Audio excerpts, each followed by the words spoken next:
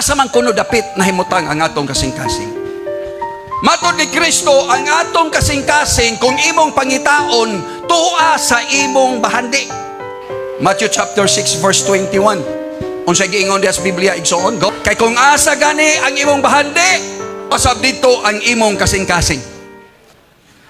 Kung asa gani ang imong gipakamahal, asa gani ang imong gipakaimportante, ang imong kasing-kasing tuwa dito. Kung ang kalibutan mo importante nimo, no doubt your heart is in the world. Pero kung ang imong gipakaimportante sa kinabuhi, ang imong gi-priority sa imong kinabuhi, mao ang Ginoo, mao ang Dios, igsuon ko, mao ang langit, mao ang kaluwasan, ang imong kasing-kasing tuwa dito.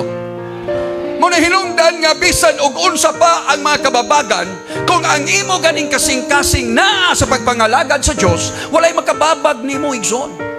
Muna hinungdan nga no nga dunay daghang mga tao sumala sa kasaysayan nga namatay sila sa ilang pagtuo. Hallelujah. They died in their faith. Basahon nimo ang Hebrews chapter 11, imong mabasa diha ning mga tawhana igsuon ko. Namatay sila sa ilang pagtuo. Nga naman, tungkol kay ang ilang kasing-kasing naa dito.